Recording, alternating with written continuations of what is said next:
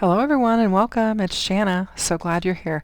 Now today, this is a hop, and it is a collaboration hop between Call Me Crafty Al and Kendra's Card Challenge. And today I'll be working with the SheetLoad of Cards January 2024 and putting together a card.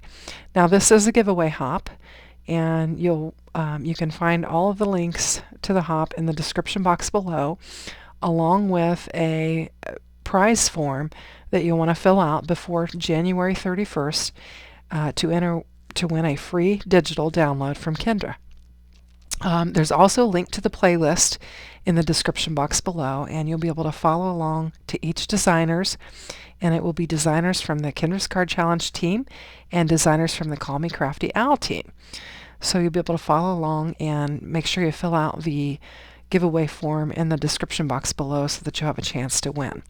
And the description box below, you'll see the more, and you just click that and it will expand the box, and you'll be able to find everything that you need for the hop, the prize form, and information about Kendra's Card Challenge and Crafty Al. So what I'm doing is I've just brought in 3 pieces of pattern paper from Spellbinders Love Grows Here paper pad, and I've got some purple Spellbinders essential cardstock that I'm going to use, just 1 piece of that, and I'm just cutting it down according to the sketch guidelines. And I'm going to grab my 2 pieces of pattern paper. They're directional, so I'm turning them in the right direction, and then I'm following a tip that is listed on Crafty Al's instruction sheet, and she suggests that you cut the 2 pieces of pattern paper together. And I'm just kind of reading the notes on that. And that way they'll be cut exactly the same size, and then they'll fit on your panel appropriately. So I am following that tip that's on there, and I am cutting it down so that both sheets of my paper will be the exact same size, and then when I cut them down for the 2 pieces, they'll be the same size as well. So I'm just double checking my sheet, making sure I'm making the appropriate cuts, and I'm lining it up and I'm cutting it. And then we'll be ready, and I'm just double checking myself because I don't want to cut anything wrong. And I'm looking at my sheet once again, making sure that I'm looking at the right dimensions for the right pattern paper, and I'm just going to cut that and double check, and yep, I've cut it right. Okay, so now we're ready to do some assembly on our card. And I'm just going to roll up my sleeves, grab my glue, and get this laid down on here. This is, I think this paper is called Amethyst from Spellbinders. And Spellbinders is one of our sponsors, and so I wanted to just bring in some Spellbinders. Now this is an older kit, Love Grows Here, but I did check, and it is still available on the Spellbinder website. And so you can get the paper and the die set and the stamp set and the ephemera and everything. So I'm just lining these up, and because I followed Crafty Al's instructions, it fits really nice. I just took some green mint tape, and I'm just making sure I got it lined up right there, and just taped it down just to kind of hold the pieces together so that I can put my glue on there, flip it over, and actually lay it down correctly. And that seemed to work okay for me. So I'm just getting this glued up, and then we'll just flip it over and we'll position it on our cardstock. And then my tape I stuck my tape down pretty good, so I'm just going to use my little 2-in-1 tool from Spellbinders and lift that up and then get it laid down. So I'm pretty satisfied with how the paper laid on there. I was real happy. That little tip from Crafty Al was very handy.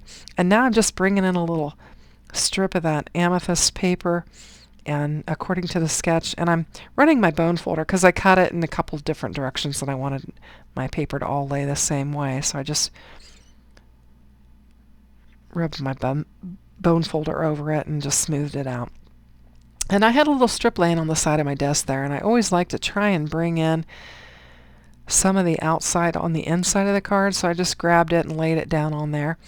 And now I'm going to bring in the Love Grows Here stamp set. I've got the die set as well, and I noticed the other day I was reorganizing and I had not used this stamp set. I don't know why. I guess I just used the dies. And this oval stitched pattern or piece of cardstock here, I already had cut out, and it was just laying with my craft stash stuff. And I thought, well, I'm going to go ahead and use it. And the birds just fit just perfectly on there. And then I'm bringing in the sentiment. It is always better when we're together. And I'm bringing in the 3 little hearts. And I'm just going to stamp all of this onto this scalloped, stitched oval panel here. And I've decided, I thought for a minute that I might use some distressed oxide and maybe stamp it with a colored. And then when I went to grab it, I decided, nope, I'm going to go black all the way. So I just grab my Memento black ink and I do a couple stampings and I get this stamped down nicely. And I always try to clean up that extra inking on there, the ink, just so I don't make a mess. It shouldn't get on there, but if I press too hard, it might. So I'm using my little stamp pressure tool that my stepdad made for me. And I'm just going to ink this up again. And then we'll clean it up again. And we'll stamp again. And I think we get a good press with this one. So really, we only had to do 2 inkings with some brand new stamps. And like I said, I've had them for a while, but hadn't used them. And I think this looks adorable. And so I was laying it on here, kind of get an eyeball, look at it. Do I like it? I think it looks good.